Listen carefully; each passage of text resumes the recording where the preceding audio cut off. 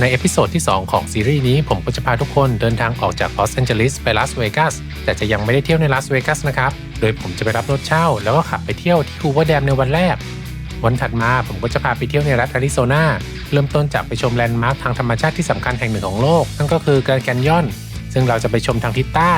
แล้วก็จะพาไปดูวิวของแกรนด์แคนยอนอีกมุมนึงที่ Desert View Watch Tower จากนั้นผมก็จะขับรถย้อนลงใต้เพื่อไปดูหลุมอุกกาบาตที่สมบูรณ์ที่สุดหลุมหนึ่งของโลกกว้างถึง 1.2 กิโลเมตรเลยออกเดินทางกันได้เลยครับเช้านี้ผมก็เช็คเอาท์ออกจากโรงแรม Metro Plaza ซึ่งอยู่ใกล้ๆกับ LA Union Station เดินแค่5 นาทีก็ถึง LA Union Station ครับ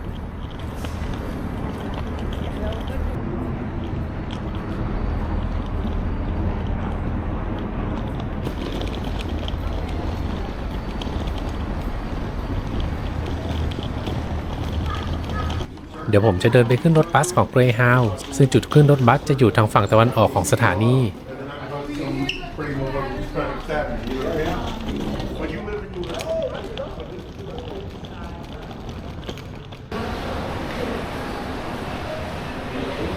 พอเดินมาถึงทางฝั่งตะวันออกของสถานีก็จะมีช่องจำหน่ายตั๋วของ Greyhound และ Flixbus ซึ่งตอนนี้เป็นบริษัทเดียวกันไปแล้วครับ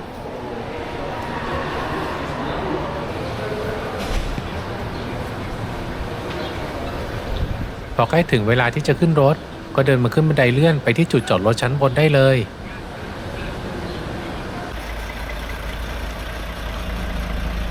รถบัสของ Greyhound ก็จะเป็นสีแบบนี้ครับ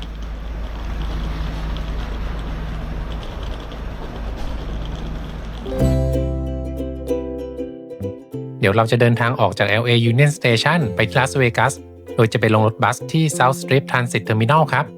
ซึ่งก็จะใช้เวลาเดินทางประมาณ5 ชั่วโมงครึ่งถึง 6 ชั่วโมง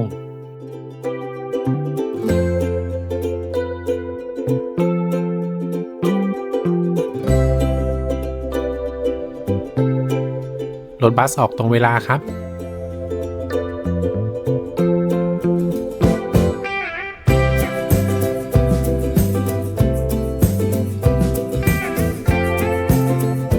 สำหรับที่นั่งก็ไม่ได้ใหญ่มากส่วนถุงสีขาวที่อยู่ทางซ้ายก็คือถุงขยะที่มันสามารถฉีกออกไปทิ้งได้ครับตอนนี้รถบัสกำลังผ่านช่องเขาซึ่งมีหมอกปกคลุมเยอะมาก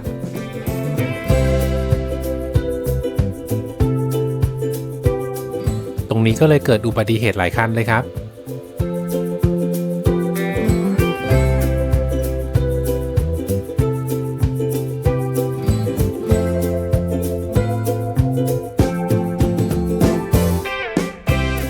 ตอนนี้เราก็ข้ามจากรัฐแคลิฟอร์เนียเข้าสู่รัฐเนวาดาที่เมืองพริมสังเกตได้จากคาสิโนครับ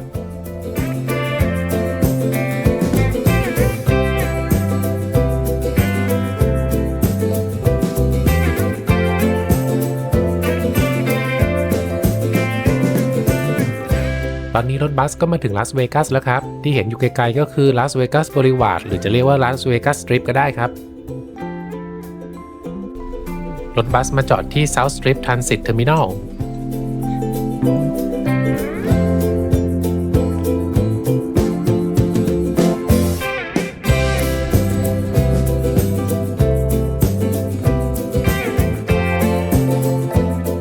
เดินเข้ามาในตัวอาคารก็สามารถแวะเข้าห้องน้ำได้ครับเดี๋ยวผมจะต้องไปรับรถเช่าที่ Harry Reid Rental Car Center ซึ่งจะอยู่ห่างจากที่นี่ไปประมาณ1 กิโล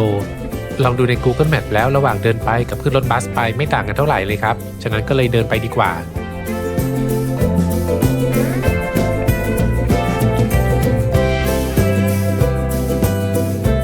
ยังดีครับที่วันนี้แดดไม่ร้อนมาก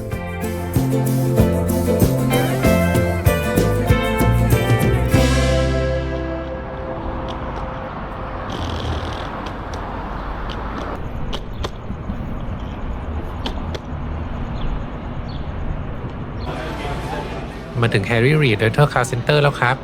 ด้านในอาคารก็จะเป็นเคาน์เตอร์รถเช่าของบริษัทต่างๆถ้าใครที่เดินทางมาจากสนามบินเขาก็จะมีรถชัตเติลบัสฟรีให้บริการมาที่ Rental Car Center ครับสำหรับทริปนี้ผมเช่ากับบริษัท Hertz ครับพอจัดการเรื่องเอกสารอะไรเสร็จเรียบร้อยก็ไปรับรถที่ลานจอดรถโดยทริปนี้ผมได้เป็นรถ Hyundai Elantra ครับ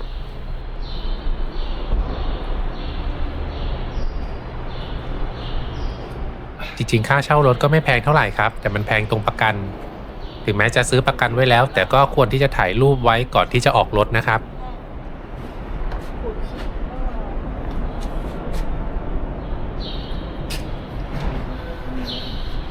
ปรับกระจกเซตแผ่นที่ให้เรียบร้อยก็พร้อมจะออกเดินทางแล้วครับ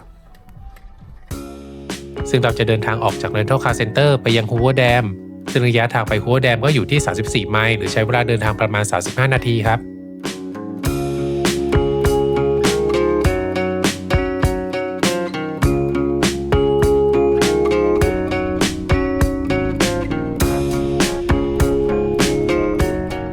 ฟ้าก็ครึ้มๆตลอดทางหวังว่าฝนจะไม่ตกนะครับ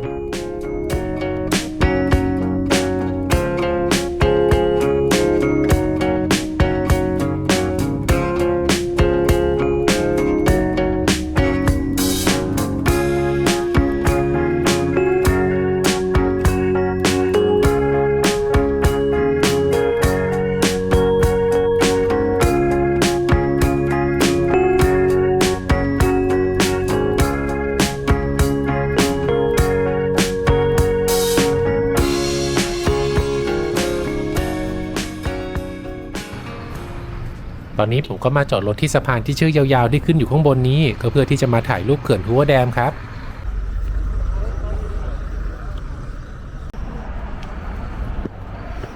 จากลานจอดรถก็จะต้องเดินขึ้นเนินไปบนสะพาน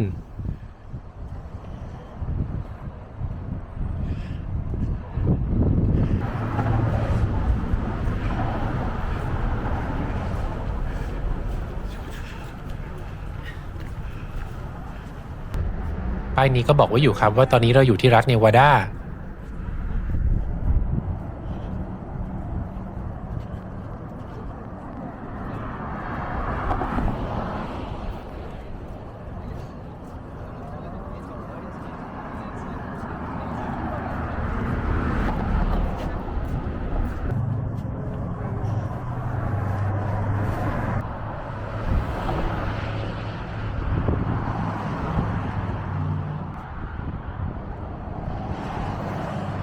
ที่ต้องขึ้นมาบนสะพานนี้ก็เพราะว่าสามารถถ่ายรูปเขื่อนฮูเวอร์แดมแล้วก็เลคมีที่อยู่ด้านหลังได้อย่างเต็มๆครับ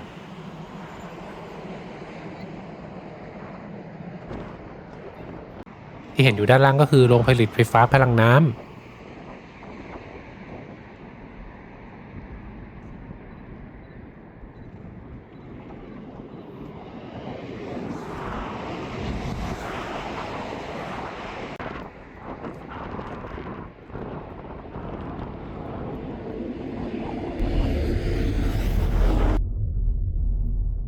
พอถ่ายรูปที่สะพานเสร็จแล้วก็เดี๋ยวจะขับรถต่อไปอีกนิดนึงไปที่ลานจอดรถที่สันเขื่อนฮูเวอร์แดมค่าจอดรถที่นี่ก็จะอยู่ที่$10ต่อคันครับจอดรถเสร็จแล้วก็เดินไปที่สันเขื่อนได้เลย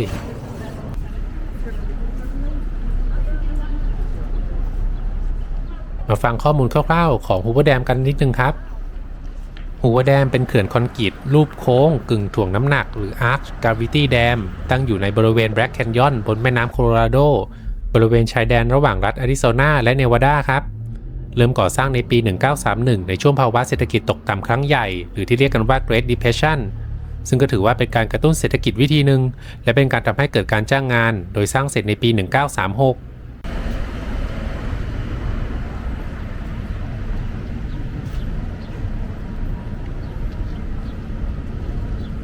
เมื่อเกือบ20ปีที่แล้วตอนสมัยที่ยังเรียนหนังสืออยู่ที่นี่ผมก็ได้มาเที่ยวฮูเวอร์แดมแล้วครั้งหนึ่งครับแต่ครั้งนี้พาพ่อกับแม่มาด้วย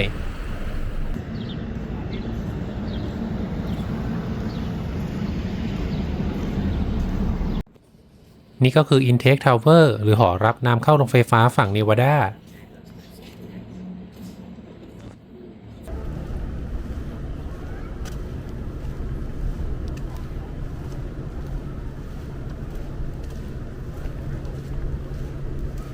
ป้ายนี้ก็บ่งบอกว่าเขื่อนนี้ถือเป็นหนึ่งในโครงการวิศวกรรมที่สำคัญที่สุดในประวัติศาสตร์ของสหรัฐ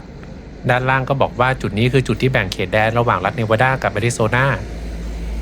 ฮูเวอร์แดมก็สร้างขึ้นมาเพื่อกั้นแม่น้ำโคโลราโดจนเกิดเป็นอ่างเก็บน้ำเลคมีดนี้ขึ้นมาครับ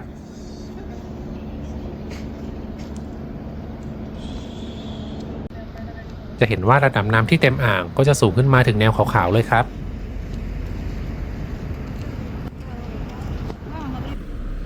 มองไปอีกฝั่งหนึ่งก็คือ Intake Tower ฝั่งอาริโซนา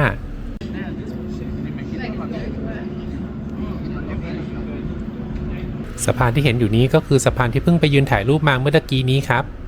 ส่วนแม่น้ำที่อยู่ด้านล่างก็คือ Colorado River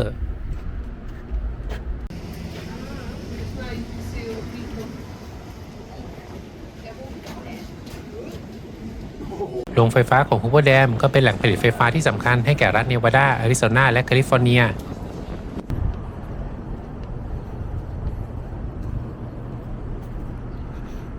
อันนี้ก็น่าจะเป็นประตูที่ลงไปลงไฟฟ้าด้านล่างนะครับ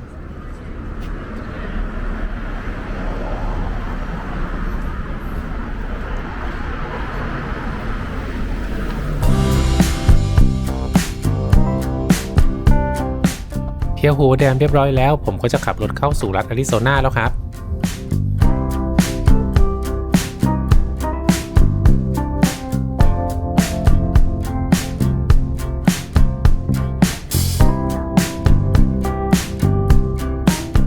ตอนนี้ก็อยู่ระหว่างขับรถลงไปทางทิศใต้ไปทางเมืองวิลเลียมส์ซึ่งจริงๆแล้วถนนที่อเมริกาขับรถง่ายมากครับแต่ก็ต้องคอยระวังเรื่อง speed limit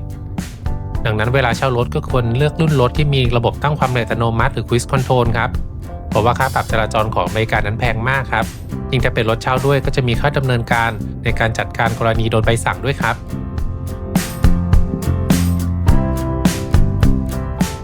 จะสังเกตว่าที่ขอบถนนจะมีรอยบากอยู่ตลอดทางซึ่งถ้ารอยรถไปเหยียบโดนก็จะทำให้รถสั่นป้องกันการหลับในครับ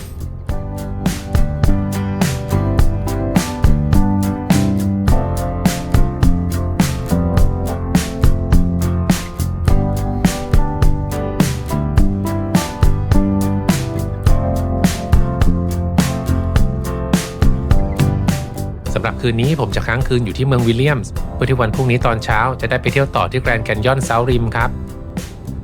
ตอนนี้ก็มืดแล้วยังไงก็เจอกันต่อวันพรุ่งนี้ครับ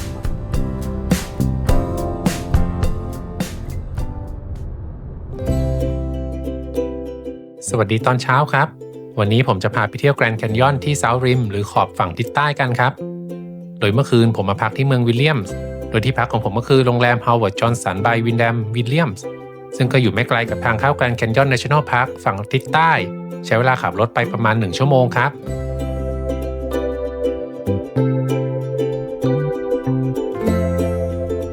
เมืองวิลเลียมส์ก็ดูคล้ายๆกับเมืองคาวบอยในหนังเลยครับ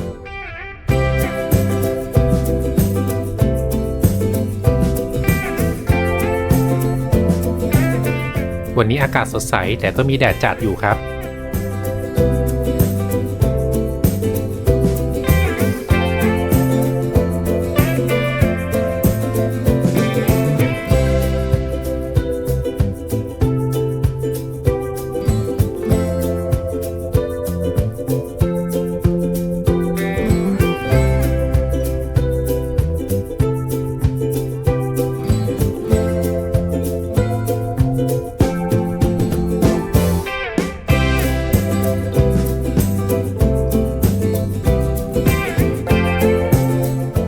มาถึงทางเข้าแกรนด์แคนยอน National Park ฝั่งทิศใต้แล้วครับสำหรับค่าเข้าอุทยานแห่งชาติจะอยู่ที่$35สำหรับรถ1คันโดยรวมผู้โดยสารทุกคนในรถแล้วด้วยครับแต่ถ้าเกิดเป็นการเดินเข้าไปหรือว่าเป็นจักรยานก็จะอยู่ที่$20ต่อคนครับ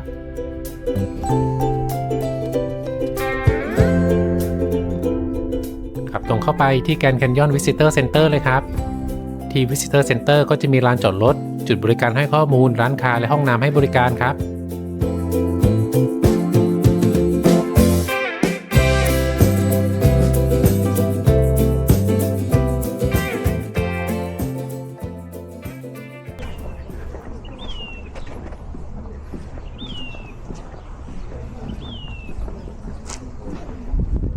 ทางด้านซ้ายนี้ก็คือ Visitor Center ครับถ้าใครอยากจะทราบข้อมูลอะไรก็สามารถเดินเข้าไปติดต่อเจ้าหน้าที่ได้ครับ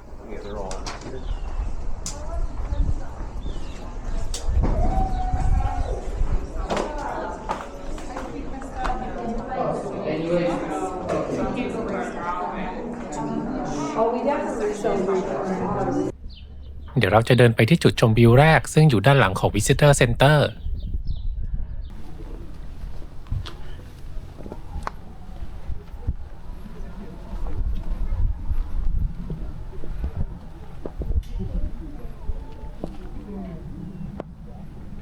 ในที่สุดก็ได้มาเห็นแกรนด์แคนยอนของจริงแล้วครับก็สามารถเดินถ่ายรูปตามระเบียงหรือมุมต่างๆที่เขาจัดไว้ให้ได้เลยครับ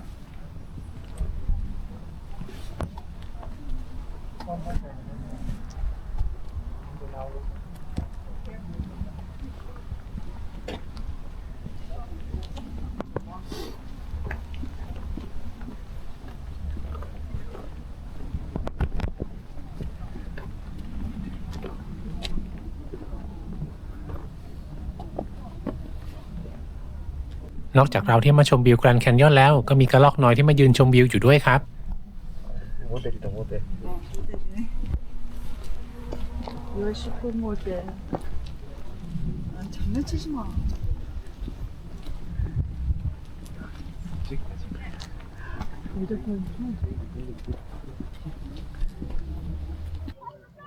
เราเข้ามาในอุทยานตั้งแต่เช้าประมาณ9 โมงช่วงนี้คนก็ยังไม่เยอะมากถ้ามาสายกว่านี้ก็อาจจะต้องเจอกับคนที่เยอะขึ้นรวมถึงลานจอดรถก็อาจจะหายากขึ้นด้วยครับ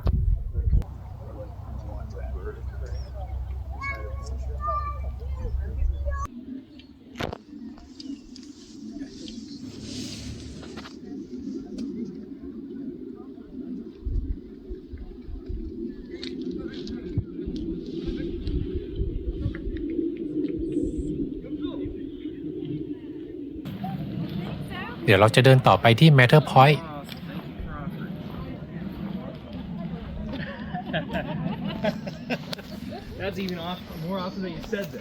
จุดชมวิวก็อยู่ตามหน้าผาต่างๆครับก็สามารถเดินตามเทรลไปได้เรื่อยๆเลย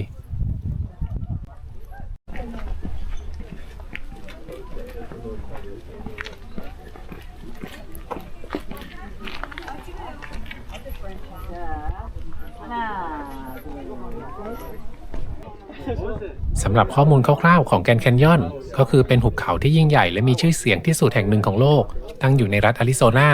เป็นอุทยานแห่งชาติที่ได้รับการขึ้นทะเบียนเป็นมรดกโลกในปี 1979 ซึ่งเกิดจากการกัดเซาะของแม่น้ำโคโลราโดที่ไหลผ่านที่ราบสูงโคโลราโดเป็นเวลานับล้านปีโดยชั้นหินที่เก่าแก่ที่สุดมีอายุประมาณ 2,000 ล้านปีซึ่งหุบเขาที่เราเห็นในปัจจุบันเริ่มก่อตัวขึ้นเมื่อประมาณ 5-6 ล้านปีที่แล้วโดยแกรนด์แคนยอนก็จะแบ่งพื้นที่ออกเป็น3โซนหลักนั่นก็คือเซาท์ริมหรือขอบด้านใต้ที่เรามาในวันนี้ซึ่งก็เป็นที่นิยมมากที่สุดสำหรับนอร์ทริมหรือขอบด้านเหนือจะตั้งอยู่ที่สูงกว่ามีอากาศเย็นกว่ามีป่าไม้ปกคลุมมากกว่าแต่เข้าถึงได้ยากกว่าและเปิดให้เข้าชมเฉพาะช่วงฤดูร้อนเท่านั้นสำหรับเวสต์ริมหรือขอบด้านตะวันตกเป็นที่ตั้งของสกายวอล์กซึ่งเป็นสะพานกระจกรูปตัวยูที่ยื่นออกไปเหนือหุบเขาซึ่งบริหารพื้นที่โดยชนเผ่าพื้นเมืองทำให้การเข้าไปชมเวสต์ริมก็ต้องเสียค่าเข้าชมที่แพงมากกว่าครับ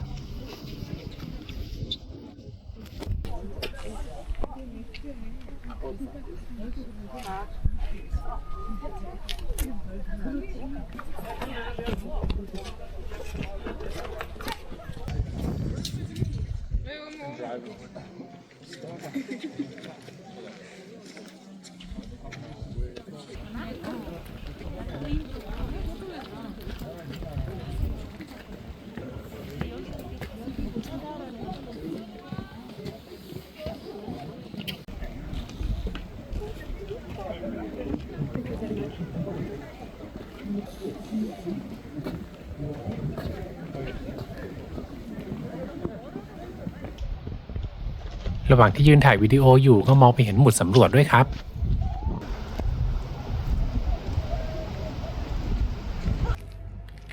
ภายใน Grand Canyon National Park ก็จะมีชัตเทิลบัสให้บริการด้วย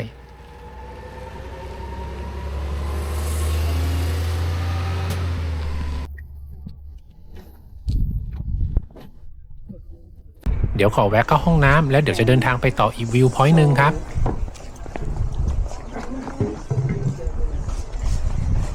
ตรงใกล้ๆลานจอดรถก็จะมีศูนย์เช่าจักรยานอยู่ด้วยเดี๋ยวเราจะไปต่อกันที่ยาวาพายวิวพอยต์ซึ่งก็ขับรถไปแป๊บเดียวเองครับหรือจะเลือกนั่งชัตเทิลบัสไปก็ได้ครับอาคารหินที่เห็นอยู่ด้านหน้าก็คือยาวาพายจีโอโลจีมิวเซียม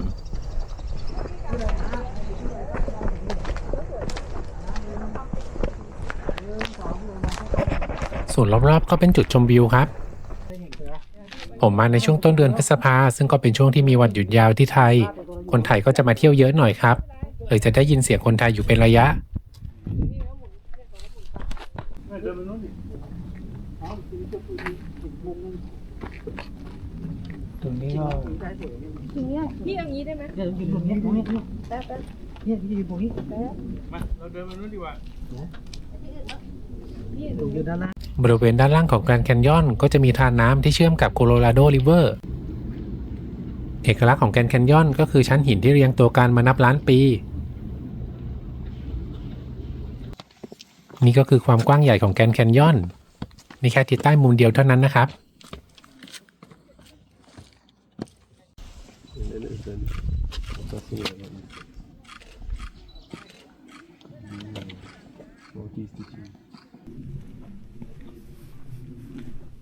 เดินไปถ่ายรูปมุมอื่นๆบ้างครับ ถึงตัวแคนยอนจะเป็นอันเดิม แต่ก็จะได้มุมที่แตกต่างกันไป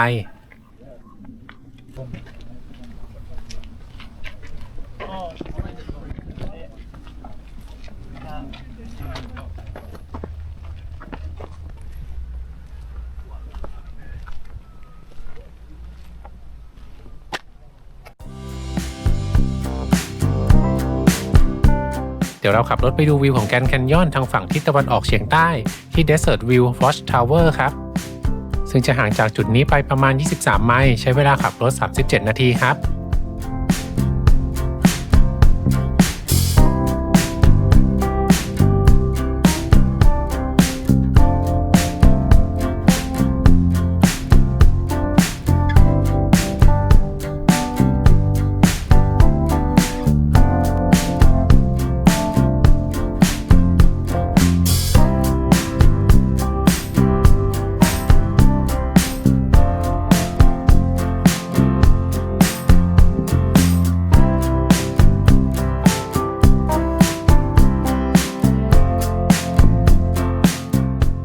ที่ Desert View Watch Tower ก็จะมีลานจอดรถที่กว้างขวางอยู่ครับ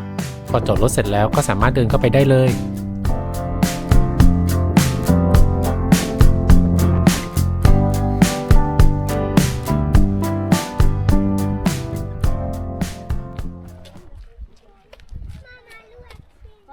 แดดก็ค่อนข้างร้อนจัดเลยครับตอนนี้ Desert View Watch Tower หรือที่รู้จักกันในชื่อ Indian Watch Tower at Desert View เป็นหอคอยหินที่ตั้งอยู่บนขอบด้านใต้หรือ South Rim ของแกรนด์แคนยอนถือเป็นจุดที่สูงที่สุดของ South Rim และเป็นหนึ่งในโครงสร้างที่มีชื่อเสียงที่สุดในอุทยานแห่งชาติแกรนด์แคนยอนครับ สร้างขึ้นในปี 1932 มีความสูงประมาณ 21 เมตร สามารถมองเห็นวิว 360 องศาของแกรนด์แคนยอนและแม่น้ำโคโลราโดได้เลยครับ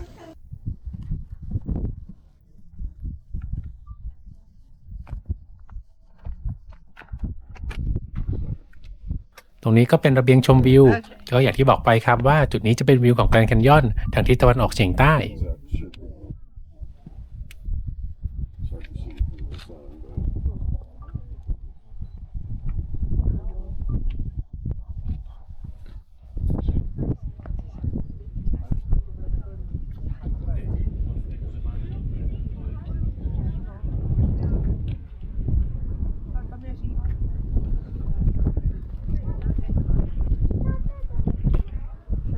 ที่เห็นอยู่นี้ก็คือแม่น้ำโคโลราโดที่สรรสร้างแกรนด์แคนยอนขึ้นมาครับที่แกรนด์แคนยอนก็เคยเกิดเหตุการณ์แกรนด์แคนยอนดิซาสเตอร์เมื่อวันที่ 30 มิถุนายน 1956 เกิดเหตุเครื่องบินชนกันกลางอากาศเหนือแกรนด์แคนยอนประกอบด้วย TWA Flight 2 และ United Airlines Flight 718 สาเหตุก็เกิดจากในขณะนั้นบริเวณนี้ไม่มีการควบคุมการจราจรทางอากาศนักบินต้องมองเอาเองครับที่เรียกว่า Visual Flight Rule หรือ VFRอุบัติเหตุครั้งนี้ก็ก่อให้เกิดการปฏิรูประบบจัดการการจราจรทางอากาศครั้งใหญ่ในสหรัฐอเมริการวมถึงมีการจัดตั้ง FAA หรือสำนักงานบริหารการบินแห่งชาติขึ้นมาด้วยครับหอชมวิวก็สามารถขึ้นได้ฟรีครับแต่มันจะมีเวลาเป็นรอบๆ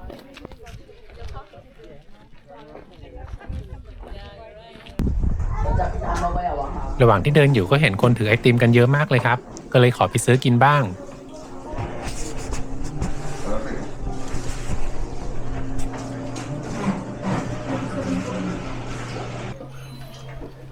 กินไอติมเสร็จแล้วก็เดี๋ยวจะเดินทางไปเที่ยวต่อที่หลุมอุกกาบาตครับสำหรับหลุมอุกกาบาตก็อยู่ห่างจากจุดนี้112ไมล์ใช้เวลาเดินทางประมาณ2ชั่วโมงครับ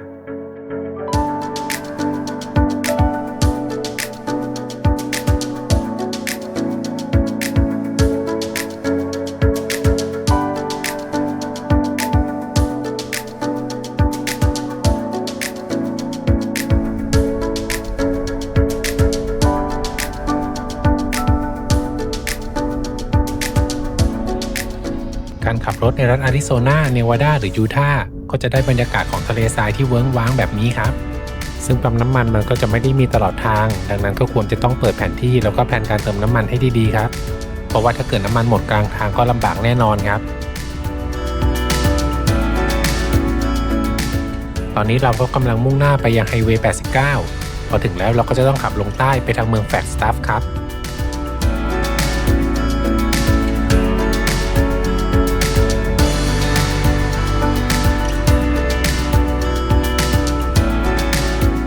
พอออกมาถึงไฮเวย์ 89 ก็แวะเติมน้ำมันก่อนครับพอเติมน้ำมันเรียบร้อยก็ขับลงใต้ไปยาวๆเลยครับจนกระทั่งถึง I-40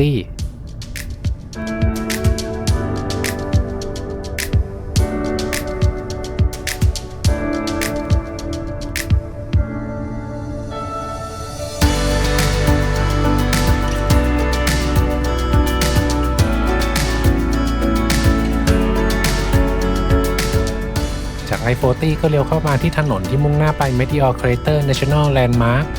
มีฝนตกปล่อยๆตลอดทางหวังว่าไปถึงแล้วฝนจะหยุดนะครับ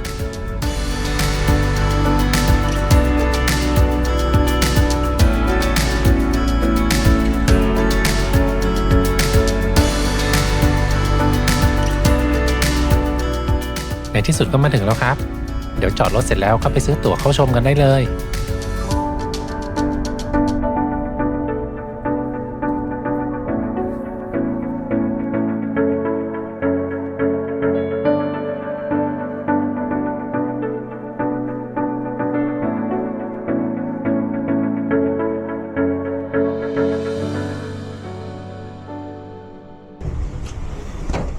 หลุมอุกกาบาตนี้อยู่ในที่ดินของเอกชนค่าเข้าชมก็เลยจะแพงพอสมควรครับอยู่ที่$29สำหรับผู้ใหญ่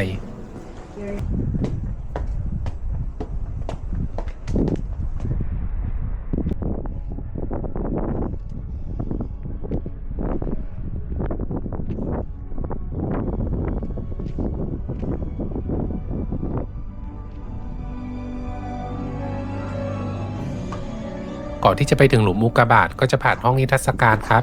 ก็จะมีการจัดแสดงลูกอุกกาบาตที่ค้นพบ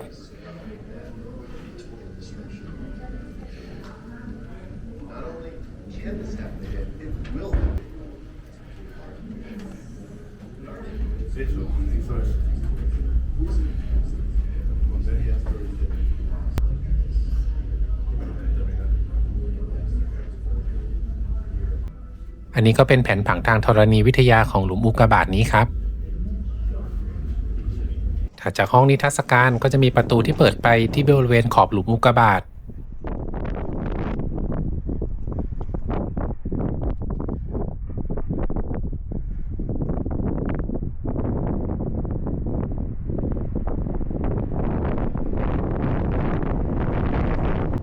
ผมก็ไม่แน่ใจครับว่าเหตุใดลมมันถึงแรงมากถ้าคนตัวเล็กๆนี่อาจปลิวได้เลยครับ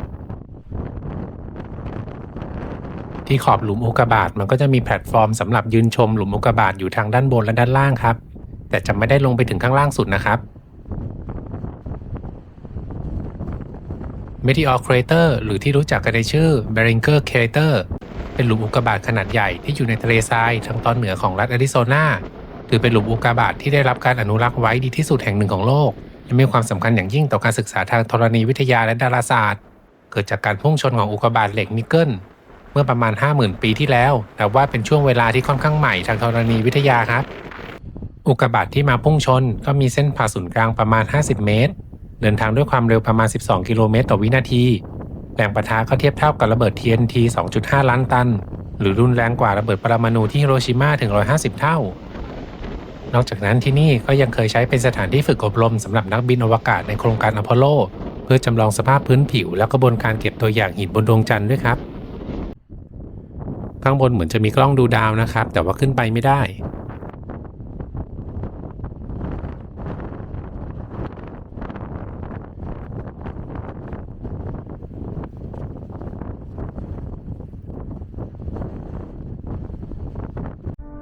หลังจากที่ตระเวนเที่ยวมาหลายที่ตั้งแต่เช้าแล้วขับรถรวมกันได้ 5-6 ชั่วโมง